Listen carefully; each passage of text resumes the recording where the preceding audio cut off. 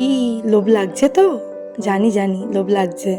তো আজকে আমি তোমাদের সাথে এই রেসিপিটাই শেয়ার করব, কিভাবে বাড়িতে একদম পারফেক্ট পিৎজা বানাবে।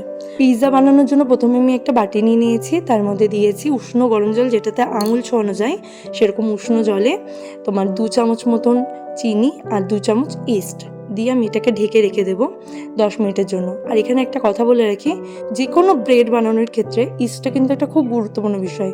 ঠিকঠাক যদি ইস্ট না হয় তাহলে কিন্তু ইস্টটা অ্যাক্টিভ না হলে ডোটাও ঠিকঠাক হবে না আর ব্রেডটাও ঠিকঠাক হবে না। তাই জন্য খুব ভালো মানের সিল প্যাক ইস্ট কিনে নেবে, আর ইস্টটা অ্যাক্টিভ হয়েছে কি না সেটা দেখার পর ময়দার প্রিপারেশন করবে। এরপর এদিকে আমি নিয়ে নিয়েছি একটা বাটিতে 4 কাপ ময়দা, আর 4 কাপ ময়দার জন্য 2 কাপ জল। 2 কাপ জলটা পুরো লাগে না, একটু কম নেবে, 1 কাপ ময়দার জন্য 1 কাপের থেকে একটু কম জল ইউজ করবে। এরপর অল্প অল্প জল দিয়ে ভালো করে ডোটাকে মেখে নেবে। শেষে বাটার বা সাদা তেল দিয়ে ডোটাকে ভালো করে মেখে আমি এটা একটা এয়ারটাইট কন্টেনারের মধ্যে রেখে দেবো 1 ঘন্টার জন্য রেস্টে।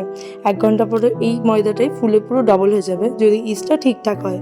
এদিকে একটা প্লেট নিয়ে নিয়েছি, প্লেটে একটু তেল ব্রাশ করে আমি একটু ময়দা ছড়িয়ে দেবো। তোমরা চাইলে এরপরে বাটার পেপারও দিতে পারো, আমি বাটার পেপার ইউজ করি না। আর তোমরা যদি পিৎজা সস সম্পর্কে জানতে চাও তবে আমাকে কমেন্ট সেকশানে জানিও, আমি অন্য কোনো ভিডিওতে পিৎজা সসের রেসিপিটা দিয়ে দেবো।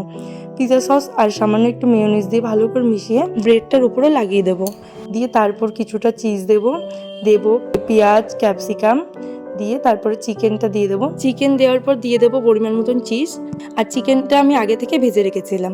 তারপর দিয়ে দেবো কিছুটা অরিগানো আর চিলি ফ্লেক্স দিয়ে 200 ডিগ্রি টেম্পারেচারে আমি 15 থেকে 20 মিনিট মতন বেক করে নিয়েছি।